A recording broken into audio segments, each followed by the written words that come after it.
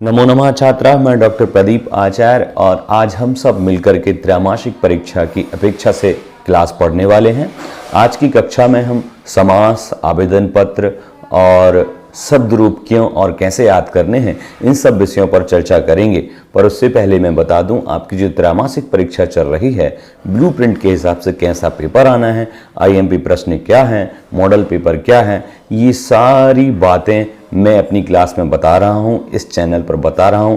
यदि आप PDF, model paper की पीडीएफ या फिर आप आईएमपी प्रश्नों को जानना चाहते हैं तो 8889995226 इस नंबर पर मैसेज करें और मैं आपके लिए सारी हेल्प प्रोवाइड करा रहा हूं। तो आइए शुरू करते हैं कक्षा को। आज हम पढ़ रहे हैं समास परिचय। चूंकि पिछली कक्षा में हमने वर्ण परिचय और संधियों में भेद करना सीखा था, इसीलिए आज हमको समास भी देखना होगा, क्योंकि परीक्षा में समास भी आने हैं। संधि को भेद करना आप समझ चुके थे। आगे की अन्य कक्षाओं में हम संधि को डिटेल में और पढ़ेंगे, पर आज समास को भी समझना जरूरी है। तो क्या है समास? आप पीडीएफ में देखेंगे तो समास की परिभाषा है समसनम समासः, यानी संक्षेपीकरणम समासः। संक्षेप कर देना, दूर दूर के शब्दों को पास कर देना, उसका कुछ नया अर्थ निकल कर आना, दो शब्द मिलकर के कुछ नया अर्थ निकालें, तो ये समास होता है। प्यारे बच्चों, दो शब्दों में अगर समास है तो जरूरी नहीं है कि संधि ना हो, संधि भी हो सकती है और समास भी हो सकता है एक साथ।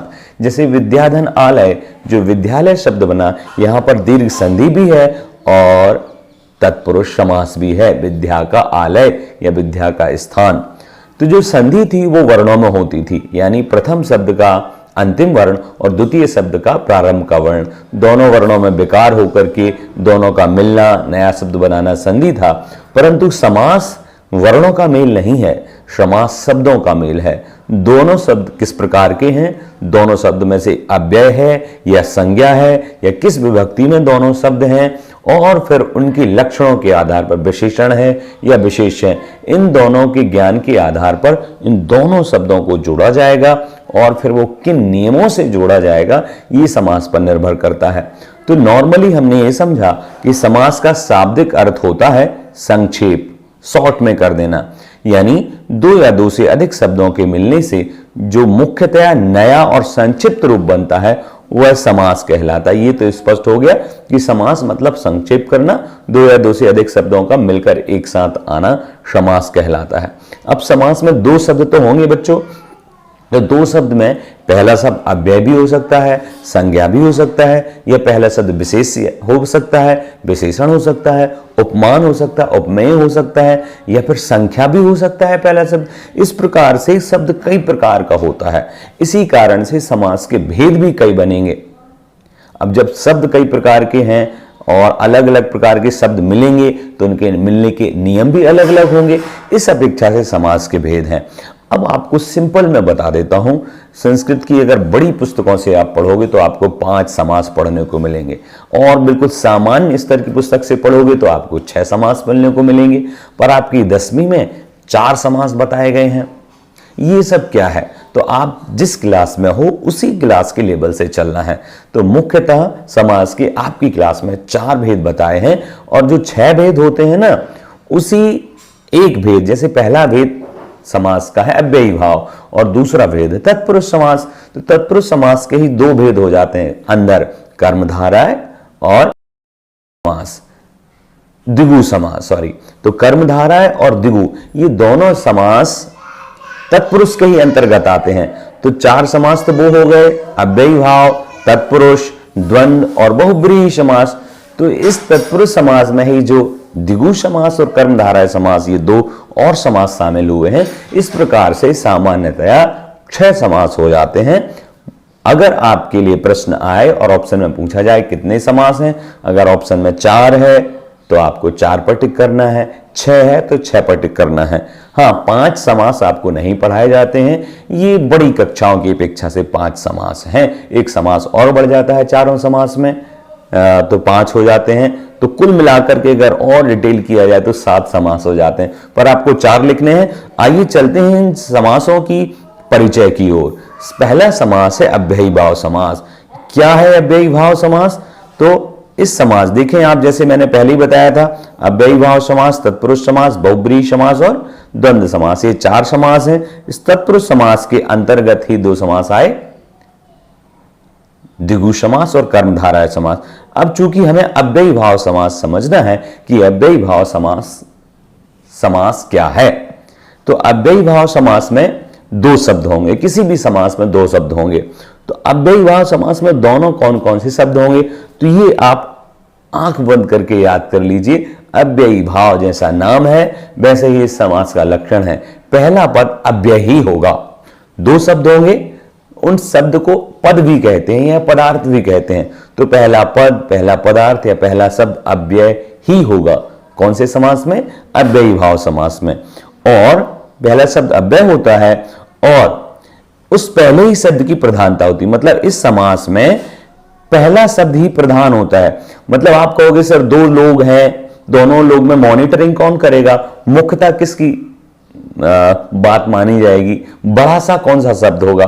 तो कहा 2 शब्द अव्ययी भाव समास में है, उसमें प्रधान शब्द जो होगा वो पूर्व पदार्थ प्रधान होगा, अर्थात पहले शब्द की मुख्यता होगी, जिसे संस्कृत में कहते हैं पूर्व पदार्थ प्रधान अव्ययी भावा। आपके लिए परीक्षा में आ जाए पूर्व पदार्थ प्रधान खाली स्थान, तो आप लिख सकते हैं कि पहला पदार्थ यानी पद यानी शब्द जिसमें प्रधान होता है वो अव्ययी भाव समास है। तो 2 बातें स्पष्ट हुई कि पहला शब्द अव्यय होगा और उसी पहले शब्द की प्रधानता होगी। और तीसरी बात है कि संपूर्ण शब्द जब मिल जाता है तो वह अव्यय हो जाता है, ये ध्यान रखना है। वह क्या हो जाता है? अव्यय हो जाता है, यानी वो पुल्लिंग भी नहीं रहेगा, स्त्रीलिंग भी नहीं रहेगा, ना ही कुछ उसमें कोई और अन्य व्यवस्थाएं होंगी। हाँ, वो नपुंसक लिंग के जैसे वह काम करता है, अर्थात अंत में अगर छोटा आ है तो वो आधा मां बन जाएगा। जैसे शब्द बोला उपकृष्ण, तो उप एक अव्यय है और कृष्ण एक संज्ञा है, तो उपकृष्ण ये ना बन करके अव्ययी भाव समास में नपुंसक लिंग की संज्ञा हो जाती है, तो उपकृष्ण की जगह उपकृष्णम ऐसे शब्द बनेगा। और भी क्या क्या इसकी विशेषता है? तो नपुंसक लिंगवत माना जाता है वह समास। जैसे उदाहरण से समझा, निर्मक्षिकम ये उदाहरण है। क्या मतलब है इसका? इसमें 2 शब्द हैं, निर धन मक्षिका। निर का मतलब हो जाता है अभाव, जैसे एक शब्द बोला मैंने निर्जन, हिंदी का शब्द है, तो इसका मतलब है जन का अभाव, जहां पर लोग ना हो वो निर्जन, निर्जन जंगल होता है। तो ऐसे निर्मक्षिकम ये शब्द है अव्ययी भाव का। तो शब्द क्या कहते हैं? निर्धन मक्षिका। तो निर तो आपको समझ में आ रहा है, पर मक्षिका की जगह मक्षिकम क्यों किया? निर आगे जोड़ दिया, अव्यय है चूंकि आगे ही रहेगा, पर मक्षिका की जगह मक्षिकम क्यों कर दिया? मैंने पहले ही बताया है, यह समास अव्ययी भाव समास है और नपुंसक लिंग जैसे काम करेगा। और अंत में यदि आ या बड़ा आ है तो छोटा आ होकर के क्या आ जाएगा? आधा मां और जुड़ जाएगा। तो निर्धन मक्षिका धन अम, तो निर्मक्षिकम इस प्रकार से शब्द हो गया। और मुख्य बात यह है कि अव्यय जो रहेगा वो पहले ही जाएगा और बाद में संज्ञा रहेगी। अब जैसे आपके लिए परीक्षा में ऐसे क्या पूछा जा सकता है, कैसे आप निर्माण करोगे इस समास का? तो प्रश्न निर्माण में जब आपसे प्रश्न पूछा जाएगा तो आपसे यह भी पूछा जा सकता है कि निर्मक्षिकम का विग्रह क्या है, यानी निर्मक्षिका को डिटेल में लिखिए। तो आपको निर का आपको डिटेल लिखना पड़ेगा। निर शब्द का प्रयोग आपने क्यों किया, इसका उपयोग क्या है? तो निर शब्द का प्रयोग हुआ अभाव के लिए, तो आपको लिखना पड़ेगा मक्खियों का या मक्षिकाओं का अभाव। अब इसको संस्कृत में लिखिए तो क्या लिखेंगे? मक्षिकाओं का, षष्ठी विभक्ति, तो मक्षिकाणाम और अभावः, ठीक है। ऐसे इसका विच्छेद होगा, विग्रह होगा। और जब आप इसको मिलाएंगे तो अभाव शब्द के लिए एक उपसर्ग है, अव्यय है, उसका नाम है निर, और वो पहले ही आएगा, हमेशा पहले आएगा। तो निर आगे आ गया और मक्षिकाणाम में जो विभक्ति है वो गायब हो गई और क्या हो गया? केवल मक्षिका। तो निर्मक्षिका इतना बना लिया। फिर अव्ययी भाव समास कहता है कि आप इसको नपुंसक लिंग में कन्वर्ट करना पड़ेगा, अव्यय बनाना होगा। तो मक्षिका का आपने मक्षिक कर दिया और आधा मां जोड़ दिया, तो निर्मक्षिकम हो गया। इस प्रकार से उदाहरण हुआ। आइए अन्य उदाहरण और देखते हैं। जैसे एक और इन्होंने बताया, निर का तो मैं आपको सारा समझा चुका हूं कि पहला पद निर है और दूसरा पद मक्षिका है। मक्षिका की प्रधानता ना होकर मक्षिका के अभाव की प्रधानता है। अब आप कहोगे सर इसमें तो मक्खी की बात हो रही है, तो मक्षिका की प्रधानता है, आपको लग रहा होगा ये, परंतु यहां ये कहा जा रहा है कि कोई स्थान मक्खियों से रहित है। तो मैं ये बताना चाह रहा हूं कि यहां पर कोई भी मक्खी नहीं है। तो क्या बताना चाह रहा हूं कि यहां कुछ भी नहीं है, ये मेरा उद्देश्य है, मक्खी नहीं है। तो जहां पर नहीं का जोर हो, अभाव का जोर हो, वहां अव्ययी भाव समास होगा, यानी अव्यय की मुख्यता होगी और उसी के अर्थ की भी मुख्यता होगी। ठीक है, अन्य उदाहरण से और समझते हैं तो आपको स्पष्ट समझ में आएगा। जैसे समझते हैं सामासिक शब्द और उसका समास विग्रह और फिर विश्लेषण। जैसे लिखा मैंने उपग्रामम, तो उप शब्द का मतलब क्या है? उप एक अव्यय है, उपसर्ग है एक, और दूसरा शब्द संज्ञा है, विभक्ति है, तो और नपुंसकलिंग है तो ग्रामम ही बनेगा। अब हम ये समझते हैं कि ये उपग्रामम शब्द बना कैसे। तो उप मतलब समीप, ग्राम मतलब गांव। अब इसका विग्रह करें तो गांव के समीप हिंदी होगी, संस्कृत क्या होगी? ग्रामस्य समीपे, अर्थात गांव के समीप में। यहां पर मुख्यता किसकी है, प्रधानता किसकी है, गांव की या समीप की? तो जैसे आपसे पूछा कि आप कहां रहते हैं, तो आप बोलेंगे गांव के समीप रहता हूं। तो यहां पर आप ये बताना चाह रहे हैं कि मैं समीप रहता हूं, गांव में नहीं रहता हूं। तो ये समीप की मुख्यता हो गई। इस अपेक्षा से समीप के लिए जो शब्द प्रयोग होगा वो होगा उप।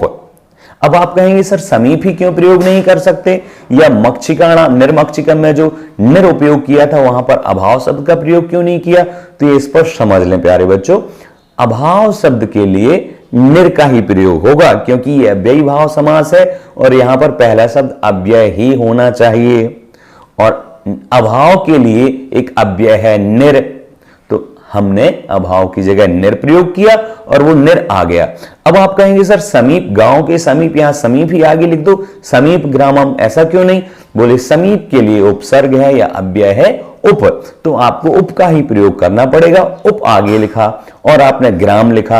अब चूंकि इस समास का नियम क्या है कि नपुंसक लिंग में जाएगा, अव्यय बन जाएगा, तो ग्राम में आधमा और जुड़ जाएगा, तो हो जाएगा उपग्रामम। जब आप इसका विच्छेद करोगे तो कैसे करोगे? ग्रामस्य समीपे। अब आप कहोगे सर ये हमें कैसे याद रहेगा?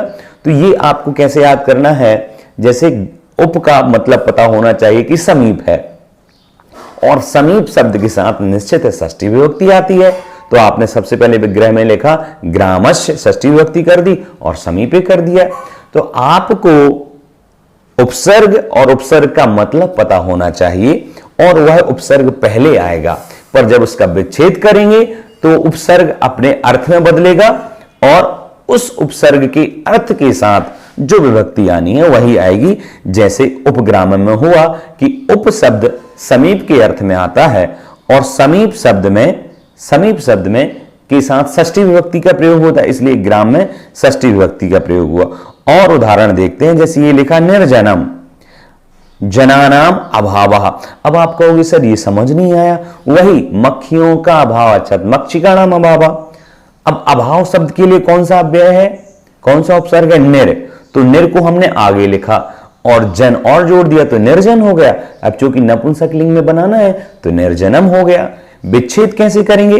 तो निर का अर्थ है अभाव, तो अभाव हमने लिखा, फिर कहा अभाव के साथ कौन सी विभक्ति होती है? तो षष्ठी। तो जन शब्द में हमने षष्ठी विभक्ति कर दी। जब आप विच्छेद करेंगे तो उपसर्ग या जो आगे आने वाला अव्यय है उसका जो मतलब है वो तो पीछे आ जाएगा, और जो मूल शब्द संज्ञा है जो बाद में शब्द था समास के वह पहले आ जाएगा। और उसमें विभक्ति कौन सी होगी? उसमें विभक्ति होगी अव्यय के अनुसार। अव्यय का जो अर्थ है, मान लो निर अव्यय का अर्थ है अभाव, और अभाव के साथ जो विभक्ति होती है वही विभक्ति उस शब्द में होगी। तो अभाव के साथ षष्ठी विभक्ति होती है तो जनानाम अभावः, तो अभाव के लिए आ गया निर और जनानाम का हो गया जन, विभक्ति लोप हो गया तो निर्जन, कुल मिलाकर निर्जन शब्द बना और नपुंसकलिंग बना दिया तो निर्जनम बन गया। यहां पर किसकी प्रधानता है? अभाव की प्रधानता है। अगला जैसे अनुरथम। अब यहां पर दो शब्द अनु और रथम। अनु शब्द का अर्थ प्रयोग होता है पश्चात या बाद के अर्थ में। अनु का मतलब जैसे बाद में आइए, मेरे बाद आइए, तो माम अनु। तो अनु पश्चात के लिए प्रयोग हुआ, और रथम अर्थात रथ, तो रथ के बाद, ये इसका मूल अर्थ है। अब बोले बाद के लिए संस्कृत बोलते हैं पश्चात, और पश्चात के साथ कौन सी विभक्ति होती है? षष्ठी विभक्ति होती है। तो जब हम विच्छेद करेंगे बेटा तो अनु का तो हो जाएगा पश्चात, विच्छेद करते समय पश्चात लिखा, और उसके पहले हमें रथ की विभक्ति लिखनी है तो पश्चात के साथ षष्ठी विभक्ति आती है तो रथ का हो जाएगा रथस्य, तो अनु रथस्य हो गया, रथस्य पश्चात। ऐसे ही गृहम प्रति, तो हमने गृहम प्रति, अब इसमें प्रत्येक घर ये अर्थ निकालना है, तो इसका प्रति से शब्द लग जाए पहले तो इसका घर, घर के प्रति, तो गृहम, गृहम प्रति, घर, घर के प्रति। भिक्षा मांगने गए, बोले हम प्रति गृहम गए थे, यानी प्रत्येक घर में गए थे, घर घर गए थे, तो गृहम गृहम प्रति, ऐसा इसका विच्छेद होगा। सचक्रम, सचक्रम मतलब स धन चक्रम, यहां पर दो शब्द हैं।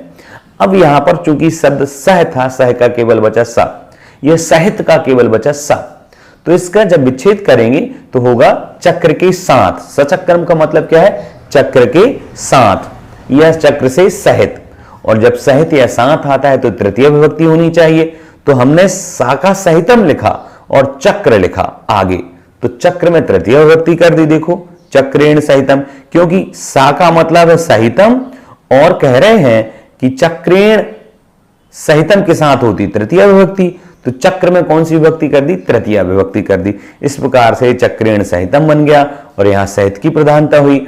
फिर आया यथाशक्ति, तो यथा का प्रयोग होता है कि जितनी आप में शक्ति उतना काम करना, यथा का मतलब जैसा वैसा, तो इसके लिए विच्छेद करेंगे तो क्या होगा? तो यथा का विच्छेद करते समय, अर्थ करते समय यथा का मतलब निकलता है अनतिक्रम्य। अनतिक्रम्य का मतलब है जितनी आपकी सीमा है, यथा मतलब सीमा, कि भाई मेरी सीमा 2 किलोमीटर तक चलने की है, तो आप उतना ही चलिए, उससे आगे चलेंगे तो आपको परेशानी होगी, तो कहा यथा। अब क्या यथा?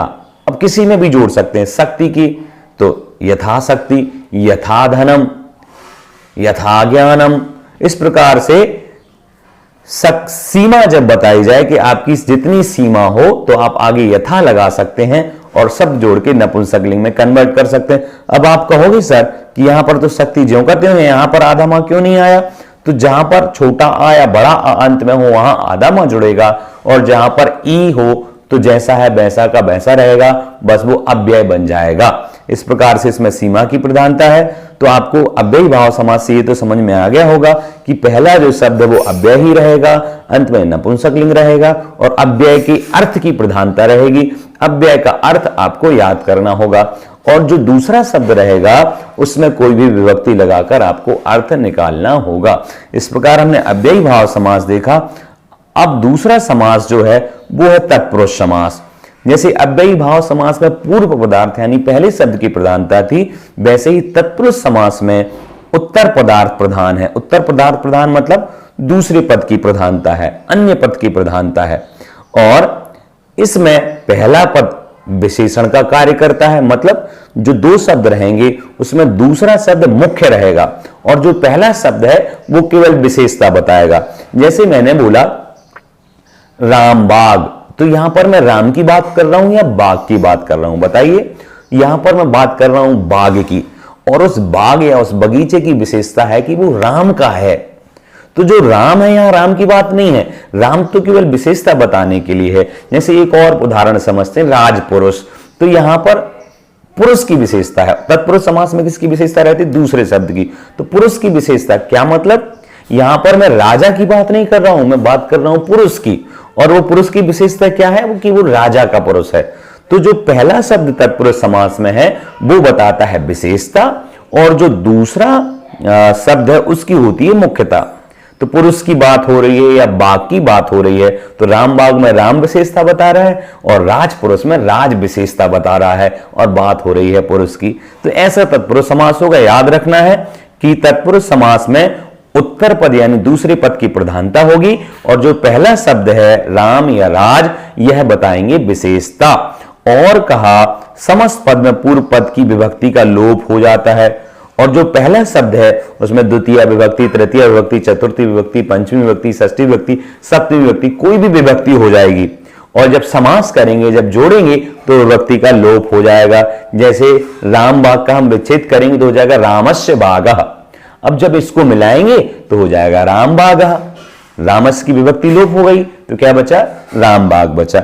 इस प्रकार से इसमें पहले पद की मुख्यता ना होकर दूसरे पद की मुख्यता है, और पहले पद का काम है विशेषण बनना, और उस विशेषण में जो भी विभक्ति होगी उसका लोप हो जाएगा। जैसे आप ये उदाहरण देख ही रहे हैं, रामस्य पुत्रः राम पुत्रः का उदाहरण देख लीजिए। तो यहां पर राम पुत्र में किसकी बात हो रही? राम के पुत्र की, ना कि राम की। तो यहां पर राम क्या है? एक विशेषता बता रहा है बस।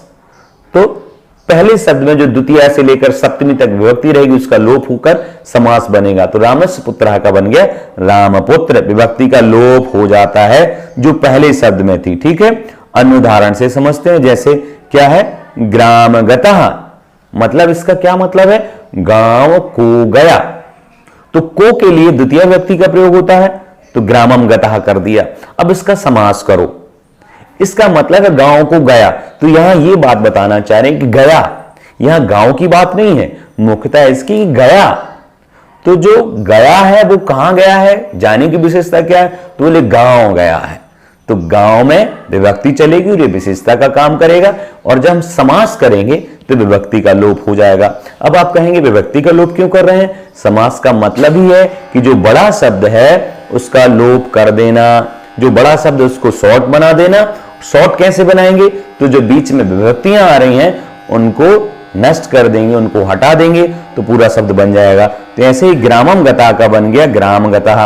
दूसरा शब्द है शरणागतः, यानी शरण को आया। तो यहां पर बात हो रही आने की। कहां आया, कैसे आया? बोले शरण में आया या शरण को आया, इसलिए शरण में द्वितीय विभक्ति, समास करेंगे तो शरणागता हो जाएगा। जैसे एक और सरल उदाहरण से समझते हैं। जैसे मैं व्यक्ति हूं देशभक्त, तो यहां पर देश की बात नहीं हो रही, यहां पर बात हो रही है मेरी भक्ति की, या मैं भक्त हूं तो मेरी बात हो रही है। तो देशभक्तः यानी देशस्य भक्तः, देश का भक्त। समास करते समय का लोप हो जाएगा, यानी का में षष्ठी विभक्ति जो हुई देशस्य हो गया उसका लोप हो गया, तो देशभक्ता हो गया। इस प्रकार से अन्य उदाहरण आप देख सकते हैं। चूंकि आज हमें आपको आवेदन पत्र भी दिखाना है, इसलिए आइए आवेदन पत्र देखते हैं। आपकी परीक्षा में आवेदन पत्र भी आ सकता है। इसको कैसे लिखना है, कौन सा आवेदन पत्र आएगा, तो कैसी उसका प्रारूप होना चाहिए, इस पर हम डिस्कस करने वाले हैं। 2 मिनट में ये समझेंगे। अगर पेपर में आया रुग्णतायाः कारणात् या ज्वर कारणात् अवकाश प्राप्ते प्रधानाचार्यं प्रति पत्रम लिखत, तो यहां पर प्राप्ते की जगह अवकाशार्थम भी हो सकता है। अवकाश धन अर्थम में संधि कर दी, अवकाशार्थम प्रधानाचार्यं प्रति पत्रम लिखत। या फिर क्या हो सकता है? प्रधानाचार्यम की जगह हो सकता है प्राचार्यम प्रति, या फिर हो सकता है कक्षाचार्यम प्रति।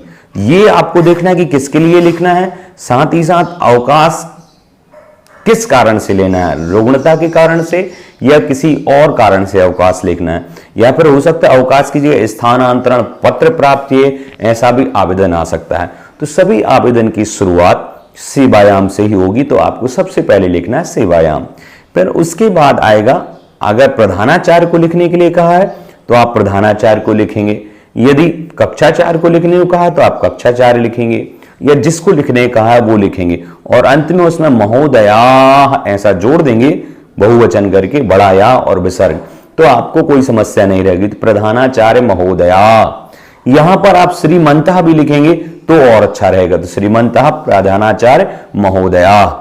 आगे विद्यालय का जो भी नाम अगर प्रश्न में दिया है तो वो लिखिए, नहीं तो अपने मन से विद्यालय का नाम लिखिएगा। और विद्यालय के नाम के तुरंत बाद शहर का नाम नहीं लिखना है, उसके नीचे वाली पंक्ति में शहर का नाम आएगा और शहर के नाम के बाद प्रदेश। इस प्रकार से प्रधानाचार्य, विद्यालय का नाम और शहर का नाम। फिर उसके बाद आएगा विषय, तो विषय में विषयः लिखने के बाद डैश लगाकर आप विषय कहां से देखकर लिखेंगे, प्रश्न में ही विषय दिया रहेगा। अवकाश प्राप्ति, या अवकाश की जगह लिख सकता है अवकाशार्थम, या फिर हो सकता है आपके स्थानांतरण प्राप्ति, स्थानांतरण पत्र प्राप्ति, या शुल्क मुक्त्यर्थम। जो भी यहां पर प्रश्न में रहेगा वही आपको यहां पर विषय में लिखना है। बस आवेदन पत्रम लिखिए या फिर निवेदन लिखिए, निवेदनम, दोनों की जगह आप कुछ भी लिख सकते हैं, आवेदन पत्रम या निवेदनम। आवेदन पत्रम ज्यादा अच्छा रहेगा। उसके बाद आप लिखेंगे मान्यवराह, बहुवचन में ही लिखेंगे, या फिर महोदया ही लिखेंगे। ऐसा इसलिए क्योंकि यदि मान्यवर आपको कक्षा शिक्षिका के लिए लिखने को कहा गया तो ये मान्यवरा दोनों में समान चलेगा। तो महोदया है, मान्यवरा, दोनों में से कोई एक लिखिए। फिर उसके बाद जैसे आप आवेदन पत्र शुरू करते हैं, सविनय निवेदन है कि, तो यहां पर सविनयम निवेदनम अस्ति यत्, सविनय निवेदन है कि, तो यहां पर जोड़ के लिख दिया सविनय निवेदनम अस्ति। तो सविनय का सविनयम, बिंदी आ गई। बिंदी के बाद यदि स्वर हो तो बिंदी का आधा मां बन जाता है, और ना हो तो बिंदी ही रहती है। तो या के बाद जो बिंदी उसके बाद ना है, इसलिए उसका बिंदी ही बना। सविनय निवेदन है कि, क्या निवेदन है सविनय? अहम, मैं, जब खुद की बात कर रहा हूं मुझे छुट्टी चाहिए तो मैं सिरो वेदनया पीड़ित अस्मि, सिर की वेदना से। सिर की वेदना की जगह हो सकता है आप ज्वर से पीड़ित हो, तो सिर वेदना की जगह सब उठा करके केवल लिख दीजिए ज्वर, ज्वर पीड़िता अस्मि, ज्वर पीड़िता को जोड़कर अस्मि। यहां पर अस्ति ना लिखें, अस्मि ही लिखें, तभी आपका नंबर मिलेंगे, नहीं तो गड़बड़ हो जाएगा। अस्ति दूसरे के लिए लिखते हैं, अस्मि मैं हूं। एतस्मात् कारणात्, इस कारण से, विद्यालयम आगंतुम, विद्यालय को आगंतुम समर्था, आगंतुम समर्था यहां पर ना लिखें, समर्थ नहीं हूं। या फिर यहां पर उन्होंने क्या किया, आगंतुम असमर्था, आगंतुम में मां हलंत रहता है पर उन्होंने पूरा लिखा है क्योंकि असमर्थ का आ उसमें मिल गया, तो आगंतुम असमर्था बन गया। तो आप ऐसा विद्यालय में आगंतुम समर्था नास्मि या विद्यालय में आगंतुम असमर्था अस्मि। अतः प्रार्थे, इसलिए प्रार्थना करता हूं कि दिनद्वयस्य अवकाशम प्रदाय अनुग्रहम कुर्वन्तु भवन्तः। दिनद्वयस्य या एकस्य दिनस्य ऐसा भी लिख सकते हैं, अवकाशम प्रदाय या अवकाशम स्वीकुर्वन्तु, ऐसा लिख के बात समाप्त। अंत में आपको लिखना है धन्यवादाः, फिर उसके बाद भवताम विनीता शिष्या, यह प्रार्थी, या फिर भवदीयः ऐसा लिख सकते हैं। नाम आपको लिखना नहीं है, कब केवल क ख ग डालना है और कक्षा का नाम डाल देना है। इस प्रकार से ये अंत में सबसे आपको दिनांक डालनी है। ये हो गए आवेदन पत्र। अब मैं चाहता हूं कि आप शब्द रूप भी समझें, क्यों याद करना है, क्योंकि ये अपठित गद्यांश में भी आएंगे और सीधा शब्द रूप से भी आपसे परीक्षा में पूछे जाएंगे। तो आपके लिए एक मैम पढ़ा रहे हैं, उनको सुने 2 मिनट की कक्षा में। आज की कक्षा वहीं पर संपन्न हो जाएगी। और आखिर में संबोधन और 3 वचन, एक वचन, द्विवचन और बहुवचन। प्रत्येक शब्द रूप में 7 विभक्ति और 3 वचन होते हैं। हमें विभक्तियां याद करना जरूरी क्यों होता है, आइए एक उदाहरण के माध्यम से समझते हैं। जैसे मैं वायुयान से जाती हूँ, तो संस्कृत में मैं के लिए अहम वर्ड है, जाती हूँ के लिए गच्छामि और वायुयान के लिए वायुयानम, लेकिन से के लिए कोई स्पेसिफिक वर्ड नहीं है। तो इसका सेंटेंस बनेगा अहम वायुयानेन गच्छामि। जैसे राम शब्द में तृतीय विभक्ति एक वचन में होता है रामेन, वैसे ही वायुयानेन, अहम वायुयानेन गच्छामि, मैं वायुयान से जाती हूँ। आइए हम सब राम शब्द के रूप याद करते हैं। पहले एक बार ऐसे ही पढ़ेंगे, फिर गा के पढ़ेंगे। रामः रामौ रामाः, रामं रामौ रामान, रामेण रामाभ्याम रामैः, रामाय रामाभ्याम रामेभ्यः, रामात् रामाभ्याम रामेभ्यः, रामस्य रामयो रामाणाम, रामे रामयो रामेषु। और आखिर में संबोधन हे राम हे रामौ हे रामः। आइए एक बार गाकर पढ़ते हैं। रामः रामौ रामः प्रथमा, रामं रामौ रामान् द्वितीया, रामेण रामाभ्याम रामैः तृतीया, रामाय रामाभ्याम रामेभ्यः चतुर्थी, रामात् रामाभ्याम रामेभ्यः पंचमी, रामस्य रामयोः रामाणां षष्ठी, रामे रामयोः रामेषु सप्तमी। हे रामौ हे रामः संबोधन। नमः।